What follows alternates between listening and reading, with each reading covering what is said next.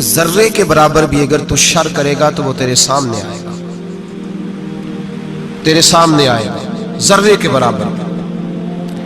اور فرمایا صرف بادشاہ کی نہیں، وَمَن يَعْمَلْ مِثْقَالَ ذَرَّةٍ خَيْرًا يَرَهُ، اگر تو ذرہ برابر بھی نیکی کرے گا تو اس کا بھی اللہ تجھے اجر عطا فرمائے گا۔ جو بھی برا کام کرے گا، کوئی بھی برائی کرے گا، وہ 7 پردوں میں چھپ کر ہی کیوں نہ کرے، وہ ساری دنیا سے اپنی آنکھیں بند کر کے کیوں نہ کرے، وہ سمجھے کہ میں بڑا سمارٹ ہوں، بڑا تیز ہوں، میں نے اس طرح گناہ کیا ہے کہ میں نے کوئی نشان نہیں چھوڑا، کوئی اس کے اندر میں نے ایک ذرہ برابر بھی غلطی کا امکان نہیں چھوڑا جس سے پکڑا جاؤں۔ فرمایا نہیں، ساری دنیا سو جاتی ہے، رب بیدار رہتا ہے۔ سب کو دھوکہ دیا جا سکتا ہے، رب قریب کو نہیں دیا جا سکتا۔ سب لوگ تیری چالاکی کی نظر ہو سکتے ہیں، تیری تیز زبانی کی نظر ہو سکتے ہیں، لیکن میں یعمل سوءا یجزا بہ، فرمایا یاد رکھ اگر تو کوئی برا عمل کرے گا تو تجھے سزا ملے گی۔ کتنی ملے گی، کہاں ملے گی؟ تو مفسرین فرماتے ہیں فی الدنیا والآخرہ، دنیا میں بھی ملے گی، آخرت میں بھی ملے گی، دونوں جگہ۔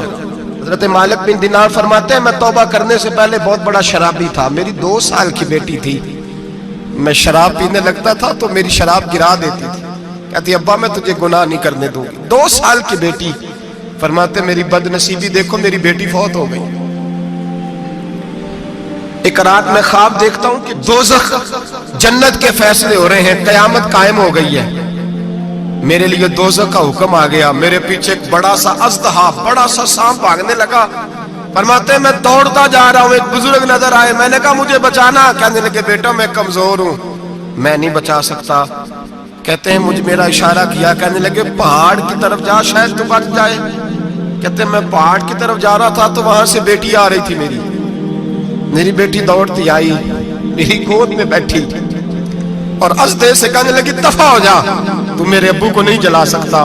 کہتے ہیں وہ 2 سال کی بیٹی کی آواز سن کے بہت بھاگ گیا، میری گود میں بیٹھ خواب دیکھنا، میری داڑھی سے کھیلنے لگی، کہنے لگی ابا میں تجھے منع کرتی ہوں نا شراب نہ پیا کر، شراب۔ تو میں نے کہا بیٹے یہ کیا ہے سارا کچھ؟ کہا ابا جی یہ تیرے برے عمل ہے جو اژدہا بن۔ تو بزرگ کون تھے؟ کہنے لگے بیٹے ابا جی وہ آپ کا نیک عمل ہے، اور وہ کمزور بڑا تھا، آپ کو بچا نہیں سکا۔ ابا جی بس کر دیں، بس کر دیں، اب آپ برے کام نہ کریں، آپ توبہ کر لیں، جو پچھلے گناہ ہو گئے میں اللہ کی بارگاہ میں سفارش کروں گی، رب آپ کے معاف کر دے گا۔ مالک بن دینار فرماتے ہیں میری آنکھ کھلی تو میں پکی توبہ کر گیا۔ بیٹیاں تو بخشوانے آئی ہیں دنیا میں، بخشوانے، اور یہاں لوگ فخر کرتے ہیں، فخر سے بتاتے ہیں، کہتے ہیں میرے بیٹے کے 15 رشتے ہیں، شاید مجھے قرآن اندازی کرنی پڑے، شرم کر، حیا کر، لوگیوں کی بیٹیوں کے بارے میں اس طرح کے انداز اختیار کرتا ہے، تو گناہ کرتا ہے پھر اس پر تو پھولتا نہیں سماتا، اس پر تو پھر تجھے حیا نہیں آتی۔ لوگ ٹیس کرتے ہیں، میں نے دیکھا ہے، بہن کے بھائی کو تکلیف دیتے ہیں، بیٹی کے باپ کو تکلیف دیتے ہیں، اذیت پہنچاتے ہیں۔ ڈرنا چاہیے، رب گناہ کرتے ہو پھر فخر بھی کرتے ہو، شرم آنی چاہیے۔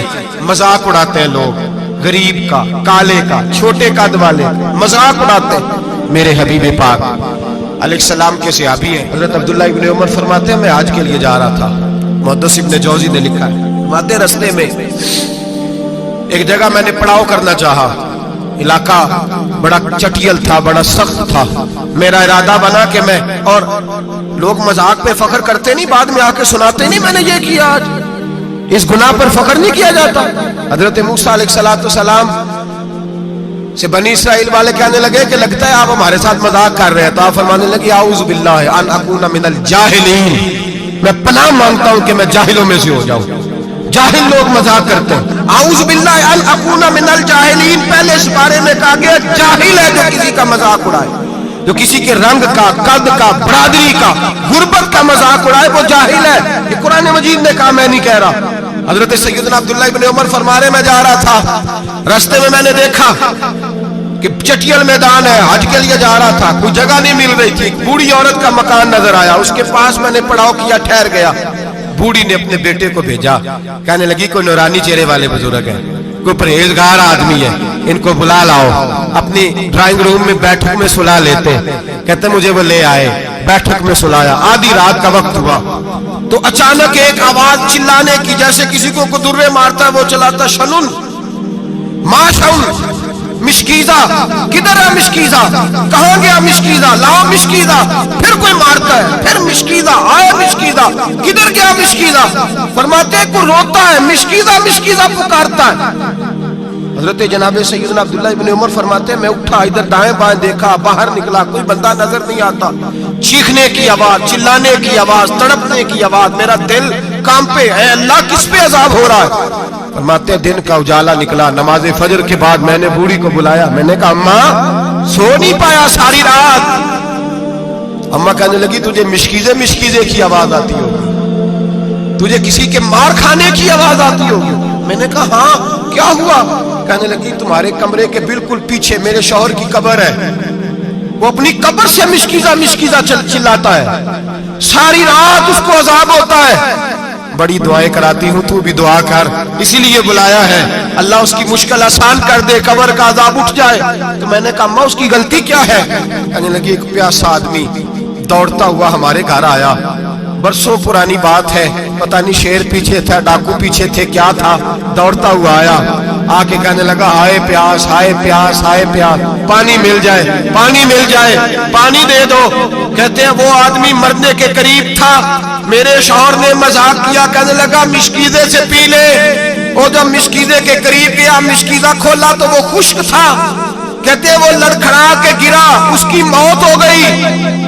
جب سے یہ مرا ہے اس کی قبر سے بھی مشکیزے کی آواز آتی ہے۔ سالوں بیت گئے، عرش کا مالک ناراض ہو گیا ہے کہ تو نے میرے مرتے ہوئے بندے سے بھی مذاق کیا، مرنے والے سے بھی تو مذاق کرتا رہا۔ فرمایا اب یہ مشکیزہ دعا کرو یہ بخشا جائے، دعا کرو اور چھوڑ دیں بھائی لوگوں کا مذاق اڑانا، نہ کسی کے حال پہ طنز کر، نہ کسی کے غم کا مذاق اڑا، وہ جسے چاہے جیسا نواز دے۔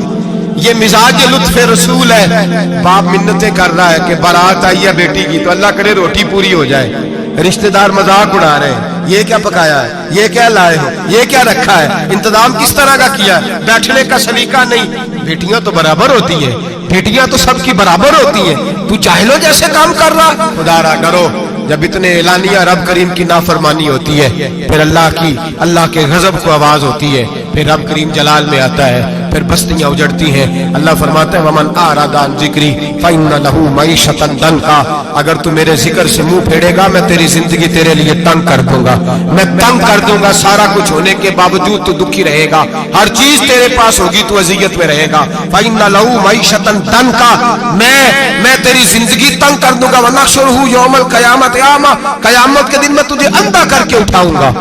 دنیا میں تیری زندگی تیرے لیے تنگ کر دوں گا، قیامت میں تجھے اندھا کر کے اٹھاؤں گا۔ میرے بھائی گناہ پہ فخر نہ کریں، غلطی ہو جائے تو مان جائیں۔ میرے نبی پاک نے فرمایا میرا رب تو پابندی نہیں لگاتا، بنی اسرائیل پر پابندی تھی، خاص جگہ پہ آئیں گے تو معافی ملے گی، جب تو بھول جائے تو دل میں شرمندگی محسوس کیا کر اور وہیں بیٹھے بیٹھے توبہ کر لیا کر، اللہ وہیں بیٹھے بیٹھے تجھے معاف فرما دے گا، وہیں بیٹھے بیٹھے اللہ تجھے معاف کر دے گا۔ احساس ندامت پیدا کریں۔ ہم لوگ جرم کرتے ہیں، پھر بجائے اس کے کہ ہم اپنی خطا کو مانیں ہم پھر اس پر اصرار کرتے ہیں۔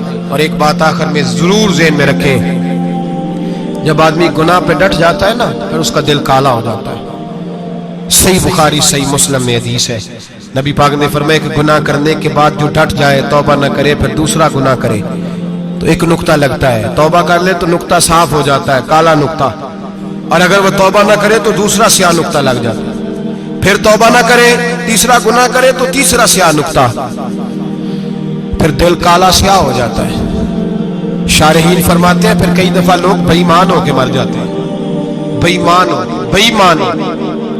اپنے آپ کو برے خاتمے سے بچائیں، برے خاتمے سے۔ ایمان سلامت ہوگا تو نبی پاک بخشش فرمائیں گے، سفارش فرمائیں گے، ایمان سلامت ہوگا تو اللہ بخشے گا۔ نبی پاک کی سفارش اور رب کریم کی معافی کے لیے چاہیے ایمان کی سلامتی۔ گناہ ایمان بگاڑ دیتے ہیں، اپنے ایمان کو سلامت رکھیں۔